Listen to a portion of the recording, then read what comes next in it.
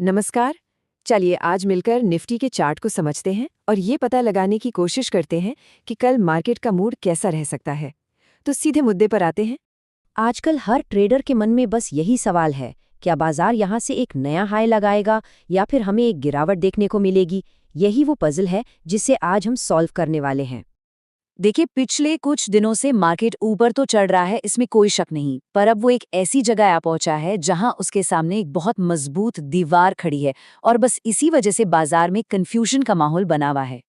अच्छा, तो इस मार्केट की पहेली को सुलझाने के लिए ना हमें कुछ बहुत ही जरूरी प्राइस लेवल्स को समझना पड़ेगा। यही वो नंबर्स हैं जो हमें मार्केट की अगली चाल के बारे में हिंट देंगे। ये है वो पहला और सबसे इम्पोर्टेंट नंबर, 24,450।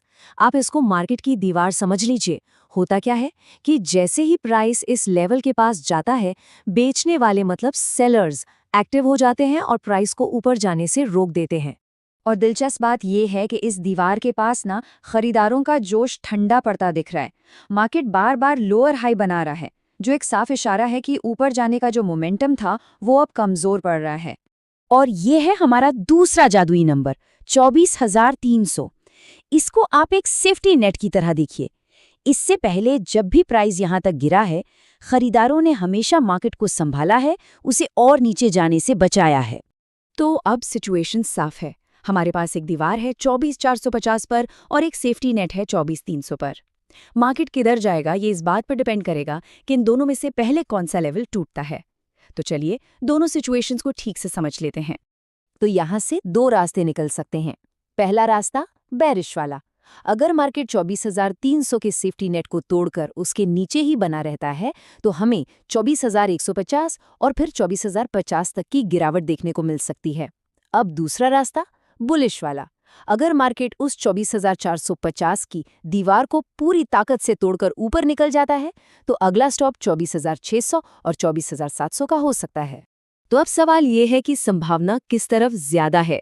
देखिए, अभी के जो संकेत मिल रहे हैं, जैसे कि उस दीवार से बार बार रिजेक्शन और कमजोर होता मोमेंटम, उसे देखकर ऐसा लग रहा है कि बेरिश रास्ते पर जाने की संभावना थोड़ी ज्यादा है। लेकिन रुकिए, ट्रेड लेने में जल्दबाजी करने से पहले एक बहुत जरूरी बात समझनी होगी।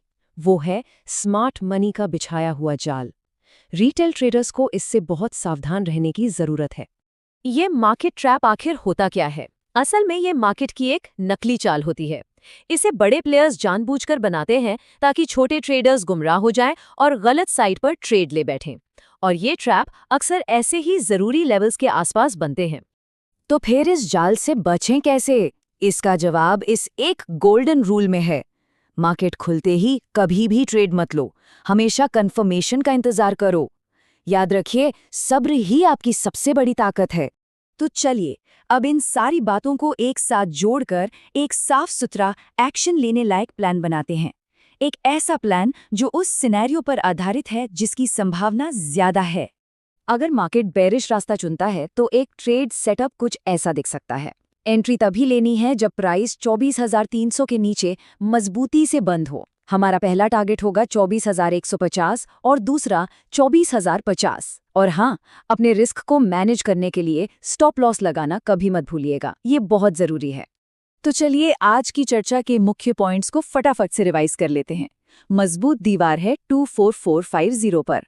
अहम सपोर्ट लेवल है 24,300 पर। मार्केट का झुकाव हल्का सा बेरिश साइड पर है। और सबसे जरूरी बात, हमेशा कंफर्मेशन का इंतजार करना है। और जाते जाते एक सवाल छोड़ जाता हूं जिस पर सोचना जरूरी है। क्या कल स्मार्ट मनी एक और जाल बिछाने की तैयारी में है? इसका जवाब तो हमें कल मार्केट देखकर ही मिलेगा। तो अपनी आंखें चार्ट पर बनाए रखिएगा और सतर्क रहिएगा। कृपया ध्यान दें कि ये विश्लेषण सिर्फ और सिर्फ शैक्षिक उद्देश्यों के लिए है। कोई भी निवेश का फैसला लेने से पहले अपने फाइनेंशियल एडवाइजर से सलाह जरूर लें।